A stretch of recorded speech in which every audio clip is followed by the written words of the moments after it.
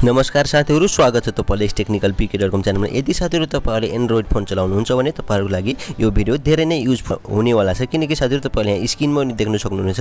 यो स्क्रिनमा देखेर पनि तपाईहरुले यहाँ थाहा पाइसक्नु भएको होला र तपाईहरुले यही तरिकाले तपाईहरु पनि आफ्नो मोबाइलमा पनि यही तरिकाको कसरी बनाउने भन्ने बारेमा आज मैले यस भिडियोमा बताउने छु। यदि साथीहरु तपाईहरुले पनि आफ्नो मोबाइललाई पनि यस्तै खाले बनाउन चाहनुहुन्छ भने यो भिडियोलाई अन्तिमसम्म हेर्नु होला, किनकि साथीहरु यदि यस भिडियोलाई थोरै पनि कटाएर हेर्नु भयो भने तपाईहरुको कसरी बनाउने भन्ने बारेमा तपाईहरुले जान्न सक्नुहुने छैन।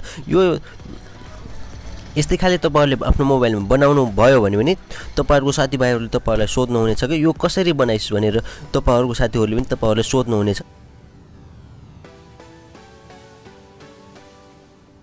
अवश्य पनि सोध्नुहुनेछ साथीहरु। लौ त साथीहरु, भिडियोलाई ढिला नगरी सुरु गरौँ। त्यसको लागि साथीहरु तपाईहरुले देख्न सक्नुहुन्छ यो भिडियोको तलपट्टि रातो बटनमा सब्स्क्राइबको बटन, यसलाई एकचोटी टच गर्नु होला। यसलाई टच गरिसक्यो भने साथीहरु तपाईहरुले देख्न सक्नुहुन्छ यो घण्टीलाई पनि टच गर्नु होला।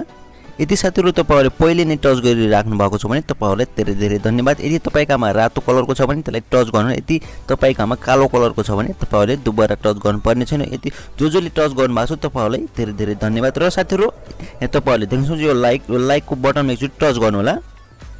यहाँ शेयरको अप्सन, यो शेयरको अप्सनमा एकचोटी टच गर्नु होला। यसमा टच गरिसकेपछि साथीहरु तपाईहरुले देख्नुहुन्छ तपाईहरुको मोबाइलमा यस्तो खाली इन्टरफेस खोलेर आउँछ र तपाईहरुले फेसबुक, मेसेन्जर, इन्स्टाग्राम, ट्विटर लगायत सोशल मिडियाहरुमा शेयर गर्न सक्नुहुन्छ, ताकि तपाईहरुको एक शेयरले गर्दा तपाईहरुको साथीभाइहरुले पनि जान्न सक्नुहुन्छ। सिर्फ तपाईहरुको एक शेयरले गर्दा मेसेन्जर, फेसबुक, इन्स्टाग्राम लगायत सोशल मिडियाहरुमा तपाईहरुले शेयर गर्न सक्नुहुनेछ।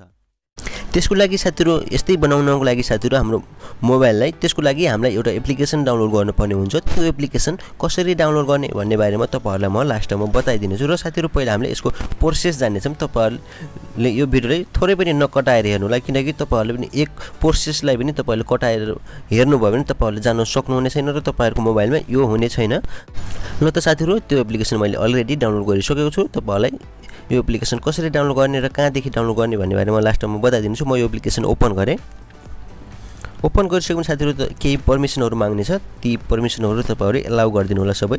मैले अलरेडी नै प्रयोग गरिसकेको हुनाले मैले यसलाई एलाउ गरेको छैन। र साथीहरु एलाउ गरिसक्यो भने केही पर्मिसनहरु मागेपछि एलाउ गरिदिनु होला। एलाउ गरिसक्यो भने साथीहरु देख्न सक्नुहुन्छ यस्तो खाली इन्टरफेस खुलेर आउनेछ र तपाईले यहाँ देख्न सक्नुहुन्छ स्टार्ट, यो स्टार्टमा टच गर्नु होला।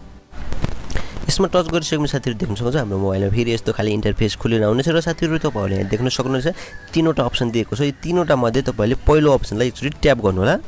केही एडहरु देख्न सकिनेछ, ती एडहरुलाई कटाइदिनु होला। यो फ्री एप्लिकेसन भएको हुनाले यसमा केही एडहरु देख्न सकिन्छ र देख्न सक्नुहुन्छ हाम्रो मोबाइलमा फेरि यस्तो खाली इन्टरफेस खुलेर आउनेछ र साथीहरु तपाईहरुले देख्न सक्नुहुन्छ एक्टिभ, यो एक्टिभमा तपाईले टच गर्नु होला। यसमा टच गरिसकेपछि साथीहरु तपाईले यहाँ दुईवटा अप्सन पाउन सक्नुहुन्छ। तल देख्न सक्नुहुन्छ यो पहिलोलाई तपाईले सिलेक्ट गर्नु होला।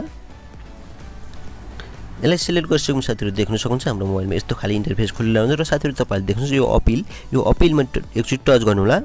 टच गरिसकेपछि साथीहरु देख्न सक्नुहुन्छ हाम्रो मोबाइलको छेउछेउमा यो आइसकेको छ, देख्न सक्नुहुनेछ। र साथीहरु यसलाई तपाईले फास्ट पनि बनाउन सक्नुहुनेछ। त्यसको लागि साथीहरु त्यो एप्लिकेसन फेरि ओपन गर्नु होला। त्यो एप्लिकेसन ओपन गरिसकेपछि साथीहरु देख्न सक्नुहुन्छ तपाईहरुको मोबाइलमा यस्तो खाली इन्टरफेस खुलेर आउँछ र साथीहरु तपाईहरुले देख्न यो लास्टको अप्सन, यसलाई ट्याप गर्नु होला।